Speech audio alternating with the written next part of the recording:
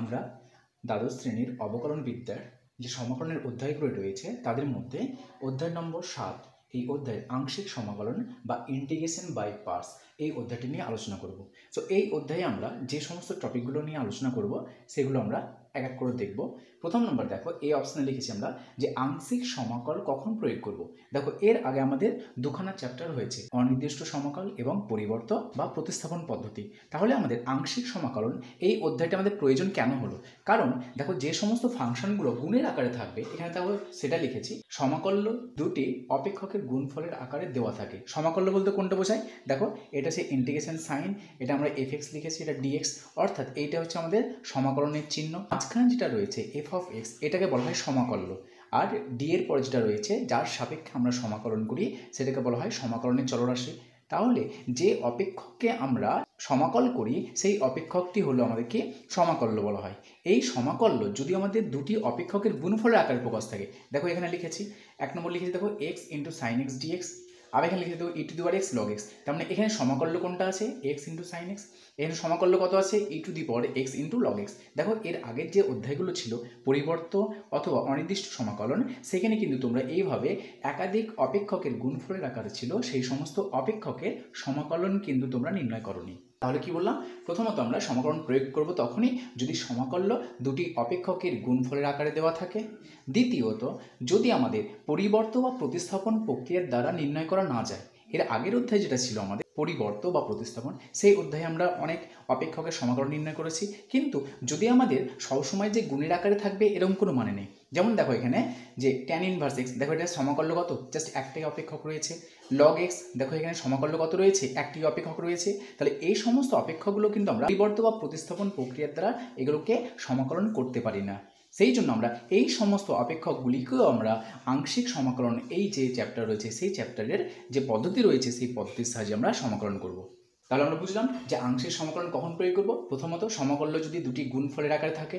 দ্বিতীয়ত, যদি পরিবর্ত বা প্রতিস্থাপন প্রক্রিয়ার দ্বারা নির্ণয় করা না যায় সেক্ষেত্রেও আংশিক সমাকলন প্রয়োগ করব। দ্বিতীয়ত রয়েছে আমাদের সমাকলনের সূত্র। সমাকলনের সূত্র কি রয়েছে? এখানে আমাদের টোটাল চ্যাপ্টারে জাস্ট একটাই সমাকলনের সূত্র রয়েছে মেনলি, এবং সেই সূত্রের সাহায্যে সমস্ত প্রবলেমগুলোকে আমরা সমাধান করব। এখানে দেখো লিখে আছে ইন্টিগ্রেশন ইউভি ডিএক্স, অর্থাৎ সমাকল্য দেখো দুটি অপেক্ষকের গুণফলের আকারে দেওয়া আছে, যেখানে ইউ আর ভি হলো আমাদের দুটি এক্স চলের অপেক্ষক। এখানে আমাদের প্রথম ইউকে দেখো এখানে লিখে দিয়েছি, প্রথম যেটা আছে ইউকে বলা হয় ফার্স্ট ফাংশন এবং ভিকে বলা হয় সেকেন্ড ফাংশন। এর জন্য আমাদের এই ইউভি যেটা আছে সেই ইউভিকে আমাদের ইউকে প্রথমে যেটা লেখা আছে সেটাকে আমরা বলছি ফার্স্ট ফাংশন, সেকেন্ডে যেটা লেখা আছে সেটাকে বলছি সেকেন্ড ফাংশন। আমরা এই অনুযায়ী আমাদের ফর্মুলা দেওয়া আছে। ইউভি, এখানে ইউকে আমাদের ফার্স্ট ফাংশন বলা হচ্ছে, ভিকে আমাদের সেকেন্ড ফাংশন বলা হচ্ছে। কিন্তু ইউ আর ভি একে আমাদের ফার্স্ট ফাংশন আর সেকেন্ড ফাংশন বলা এই কারণেই নয় যে প্রথমে ইউ বসে আছে বলে আমাদের ইউকে ফার্স্ট ফাংশন এবং সেকেন্ডে ভি বসে আছে তার জন্য ভিকে সেকেন্ড ফাংশন বলা হচ্ছে, এই নয়। আমরা ইউ আর ভি দুটি অপেক্ষকের গুণফলের আকারে যখন থাকবে তখন এই দুটি অপেক্ষকের কোনটাকে ফার্স্ট ফাংশন আর কোনটাকে সেকেন্ড ফাংশন ধরবো তার জন্য একটি আমাদের নিয়ম রয়েছে, যাকে বলছে আইলেট বা লিয়েট রুল বলতে পারো। অনেক জায়গায় দেখবে আইলেট অথবা লিয়েট, এই যে নিয়ম আছে এই নিয়মের সাহায্যে আমরা কোনটাকে ফার্স্ট ফাংশন আর কোনটাকে সেকেন্ড ফাংশন ধরবো সেটা এই নিয়মের উপরে ডিপেন্ড করবে। যেখানে দেখো আমাদের ইউভি এর ইন্ডিকেশনটা কীভাবে লিখেছি আমরা, এখানে বড় একটা ইন্ডিকেশনের ফর্মুলা দেখতে পাচ্ছ যে দুটি অপেক্ষক যদি গুণফলের আকারে থাকে, যেখানে প্রথমটা ইউ হলো আমাদের ফার্স্ট ফাংশন, ভি হলো সেকেন্ড ফাংশন। যদি আমরা প্রথম ফাংশন ইউকে এবং সেকেন্ড ফাংশন ভিকে ট্রিট করি তাহলে এর ইন্ডিকেশনের ফর্মুলা হবে ইউ ফার্স্ট ফাংশন থাকবে, ভি যেটা আছে সেকেন্ড ফাংশনে ইন্ডিকেট করব, মাইনাস দেবো একটা, আবার ইন্টিগ্রেশন সাইন দেবো, সেকেন্ড ব্র্যাকেট শুরু করব, এখানে সেকেন্ড ব্র্যাকেট শেষ করব। এই যে ইন্টিগ্রেশন এর জন্য এটা ডিএক্স এসছে, এই ভেতরে আমরা কি করব, যেটাকে ফার্স্ট ফাংশন ধরেছি তাকে ডেরিভেটিভ করব, ইনটু যেটাকে ভি সেকেন্ড ফাংশন ধরেছি সেই সেকেন্ড ফাংশনে আবার আমাদের কি হবে, এখানে সমাকলন হবে। সো এটা হলো আমাদের ইউভি যে ইন্টিগ্রেশন দুটি ফাংশনের গুণফলের, এটা আমাদের ফর্মুলা।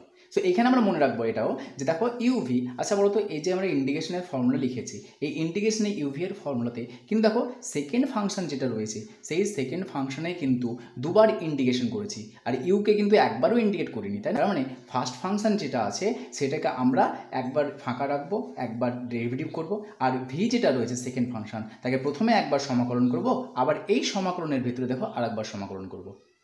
সো এখানে যদি তোমরা আইলেট বা লিয়েট এই রুলসটা আমরা ইউভিকে ফাইন্ড করার জন্য বা কোনটা ফার্স্ট ফাংশন হবে কোনটা সেকেন্ড ফাংশন হবে সেটার জন্য আমাদের এই নিয়মটা প্রয়োগ করব।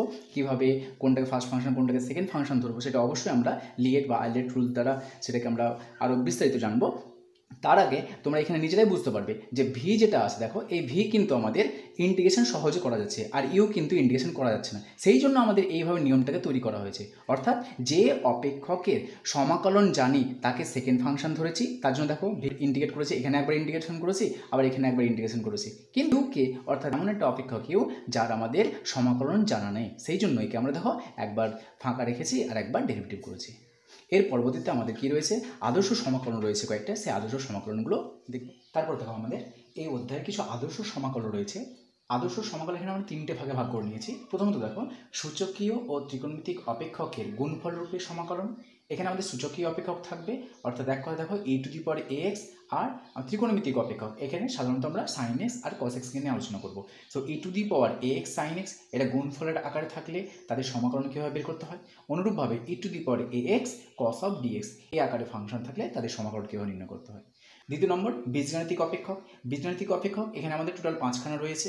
প্রথমত রয়েছে দেখো ইন্টিগ্রেশন √x² + a², এর ইন্টিগ্রেশন কীভাবে করতে হয় সেটা নির্ণয় করব। অনুরূপভাবে √x² - a², √a² - x² এবং √ax² + bx + c, এবং এখানে দেখো একটা ভেতরে ax² + bx + c আছে আর বাইরে একটা 1 ডিগ্রি রয়েছে। এই টাইপের বীজগাণিতিক যতগুলো অপেক্ষক রয়েছে প্রত্যেকটা অপেক্ষক আমরা এই আংশিক সমাকলনের সূত্র প্রয়োগ করে নির্ণয় করব, অথবা এর আমাদের সরাসরি সূত্র রয়েছে, সেই সূত্রের প্রয়োগের মাধ্যমে আমরা নির্ণয় করব। এবং সর্বশেষ দেখো দেওয়া আছে এখানে আমাদের e⁴x fx + f'(x) dx এই টাইপের যদি আমাদের সমাকল থাকে সেই সমাকলনগুলোকে আমরা শর্টকাট পদ্ধতিতে অ্যাপ্লাই করব এবং আমরা ডট যেটা আমাদের 4 মার্কস 5 মার্কসে থাকে সেই টাইপের প্রবলেমগুলোকে আমরা এই ধরনের অপেক্ষকগুলিকে কীভাবে সমাকলন নির্ণয় করতে হয় তার সাহায্যেও নির্ণয় করব।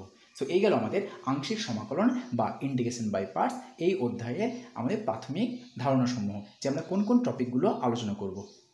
এর পরবর্তী লেকচারে আমরা যতগুলি বিষয় নিয়ে আলোচনা করলাম, যে সমস্ত বিষয়গুলি আমাদের এই চ্যাপ্টারে রয়েছে সমস্ত টপিকগুলো আমরা একটা একটা করে কভার করব।